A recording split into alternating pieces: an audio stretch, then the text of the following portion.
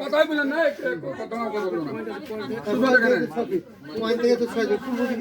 ভাই, আপনার এবার বন্ধ রাখেন।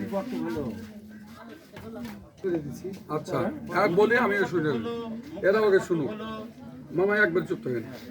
এই রাস্তা থেকে মানে এখন এই রাস্তার এখান থেকে যেটা আমাদের আতারের বাড়ি দিয়ে একবারে সোনার জমির সীমানা যাবে, এই রাস্তা 6 ফিট রাখা হলো। একটু ভাই এই 6 ফিট রাস্তাতে মুক্তার জামাইয়ের মাটি গেছে 142। এই মাটি 2 দাগে, সেটা যদি আতাহার একাই দেয় তাহলে আতাহার একাই পাবে, যদি মুক্তার একাই দেয় তাহলে মুক্তার একাই পাবে। মানে যেই দিবে এক কথা এখানে ওরা ভাই ভাইটা বলে তো সমন্বয় করে নেবো। তার জন্য আমি এই জিনিসটাকে বলতে ওরকে পেলাম না।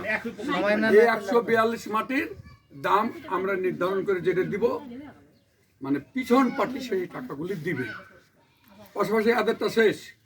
2 নম্বর কথা হচ্ছে সোনা আর সুজন যেই মাটি দিবে পিছনের এই যে 12-13টা যে ঘরগুলি আছে এই আনসুরে হেরে সব পরিবারের, এইখানে এদের টোটালি মাটি যাবে 195।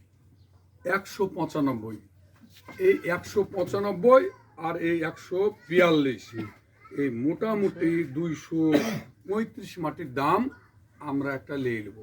লিয়ে মাটির রেশো অনুসারে টাকা দিয়ে দেবো এদেরকে। এই টাকাগুলি দেবে এরা। আর যারা ওই যে বলছে আমাদের 1.5 ফিট এদের এই 1.5 ফিট ইয়ে করতে এসে টোটালে মাটি বাদ দিয়েছে 52। টোটালে টোটাল 52। এই 52 কারো হয়তো 1 কাঠা আছে, কারো 2 কাঠা আছে। যদি মনে করেন আমরা টাকাকে সেভাবে ইয়ে করবো, সেটা কাশিম মামা দেখে ওটা ফাইসালা ওদেরকে দাম একই, কিন্তু মাটিটা তো তার কতটুকু এসে পড়ছে, আনুষুরের কতটুকু পড়বে বা আরেকজনের কতটুকু পড়বে, এটা তো আমরা বলতে পারছি না। সেটা যদি হয় ওই সময় তো যদি মনে করেন যে ডাকবো তো আমিন লাগবে না, আমরাই ওটা কালি করে দিতে পারি। কালি করে দিয়ে দেবো, কালি করে ঘর দিয়ে দেবো। এই ছিল আজকের কথা শেষ করি ভাই। রাস্তা ভাই একটু থামেন। এই ছিল টোটাল আজকের এই জমির ফাইসালা।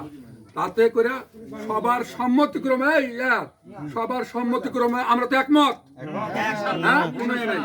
আতাহার কাল থেকে কই আতাহার মুক্তার শোনো, মুক্তার আগামী কাল থেকে তুমি তোমার বাড়ি ঘরের কাজ তুমি তোমার মতো করবা।